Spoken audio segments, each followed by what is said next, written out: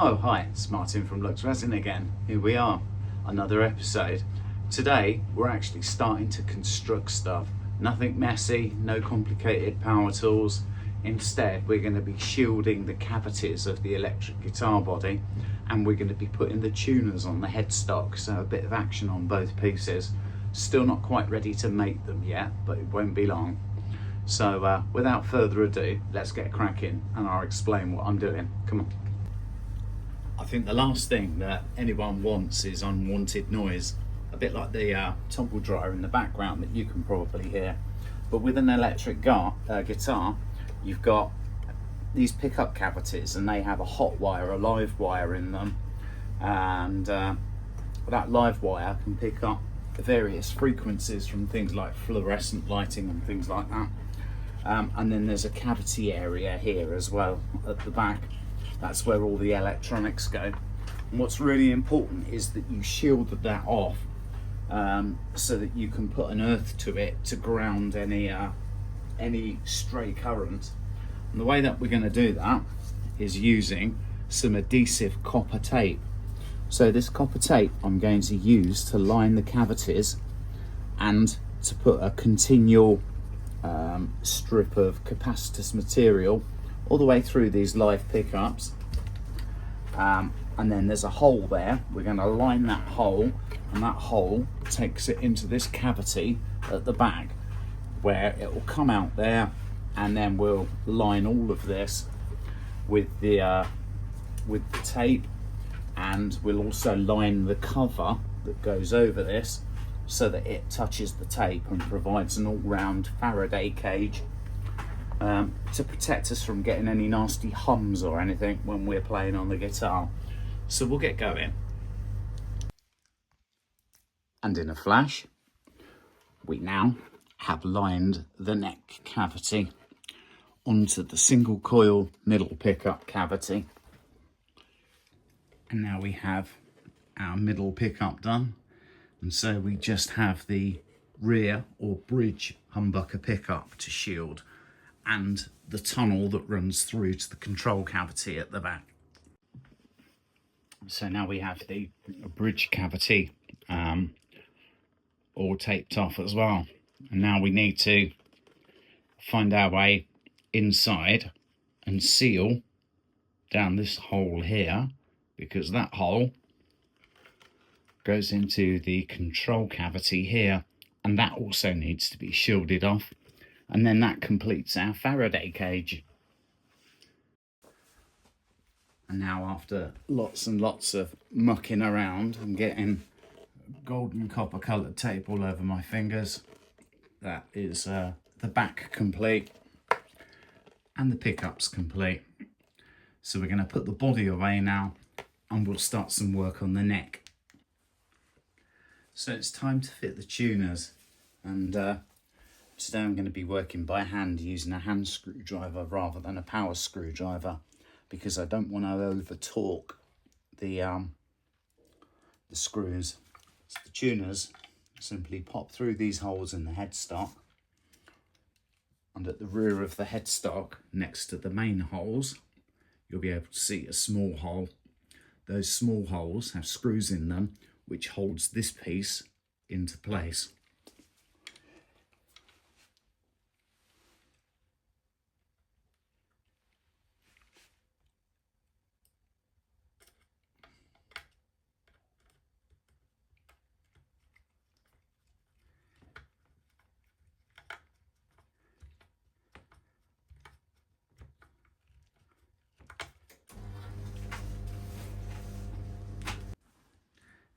Now we've got that fixed firmly to the rear of the headstock, we turn the neck over, we slide a washer over the tuning peg, and then we take our nut, we screw our nut very carefully into the headstock to hold the tuner in place at the front. And then carefully tighten that with some long nose pliers.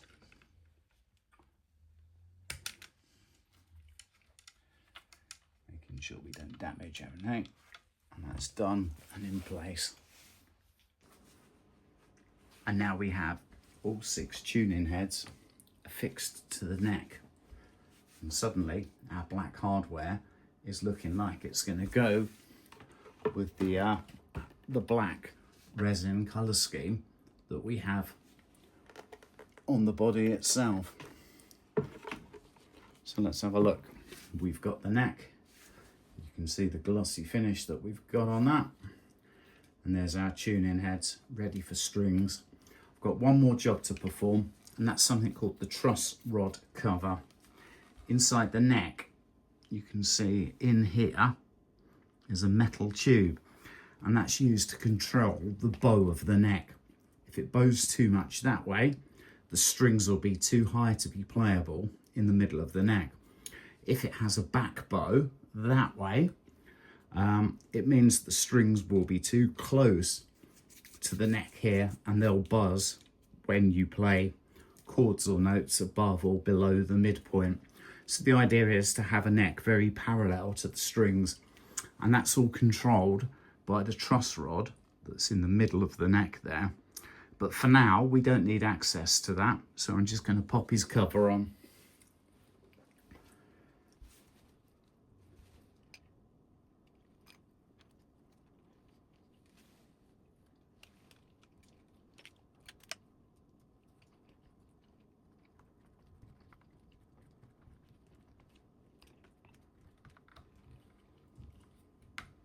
We will of course need to take this off and make adjustments to the truss rod when we're in the final stages of the project, when we're setting the guitar up to make it playable. But for now, it's nice to see what the final product's going to start to look like.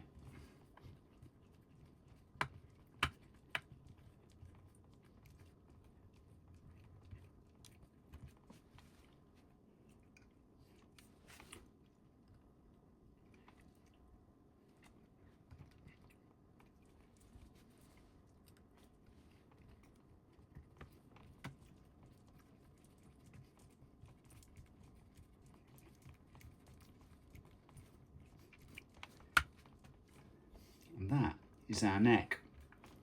Pretty much completed now, apart from stripping off the masking tape. We're good to go. So in a bid to be productive today, a couple more jobs I need to do. I'm going to install the jack plug where the amp will be plugged into the guitar, which is in this section here. But I've realised that I haven't shielded it yet. Obviously there's a live wire that runs from the tip of the jack plug into the control board. So I'm going to need to shield that before we fix the jack plug. So I'm going to get cracking with that now. Also, we need to fit our strap buttons. These are the parts that you use to hold the strap onto the guitar and stop it falling on the floor when you're playing it. So pretty important. So I'm going to need to countersink some holes into the body in order to do that. So I'll do the preparation work and I'll catch you in a minute. Here we are. That's in place now. Get this first screw in.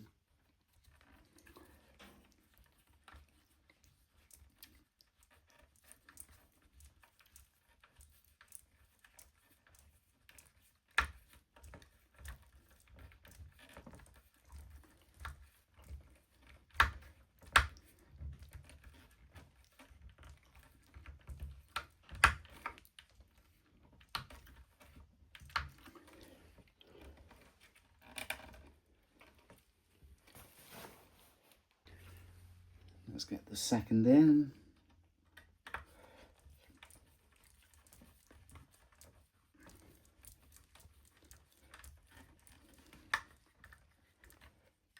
Turn the top one. This is going to bend the metal of the jack plug shield to meet the contours of the body. I have to be careful the screwdriver doesn't torque in my hands, slip and scratch through the clear coat here. So, a bit of force and a bit of patience is required.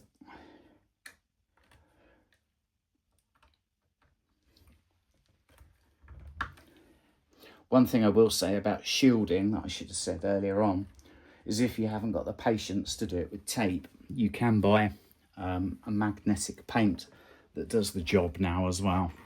And there's our jack plug in place, so a guitar can be played and I can plug a lead into it. Inside the control cavity now, we have the wire with a connector on it to connect to the controls when we place the controls in a future episode. So the only thing we need to do now is put the strap buttons on.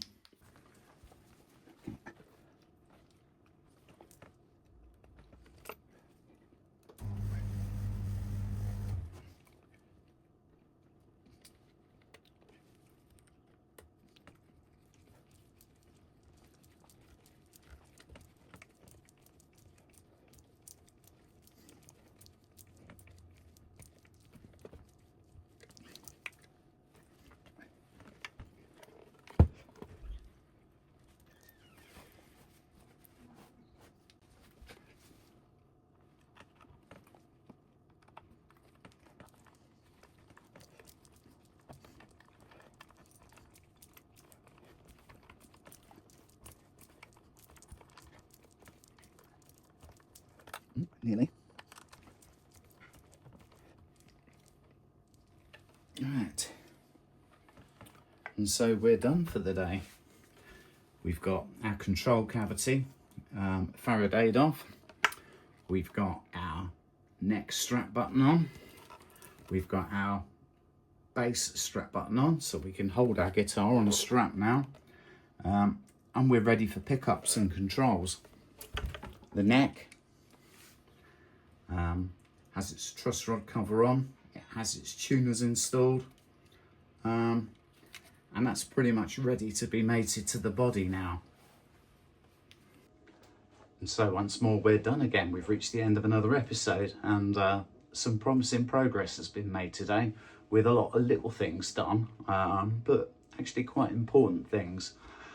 If you like what you're watching, please like, comment and subscribe and hit the bell button. It will help the channel, and it'll make sure that you won't miss any future episodes. In the next episode, I think I'm going to be moving on to installing the pickups and putting the electronic controls in. So the instrument really is getting close to being called an instrument, not a bag of parts. So until the next time, see ya.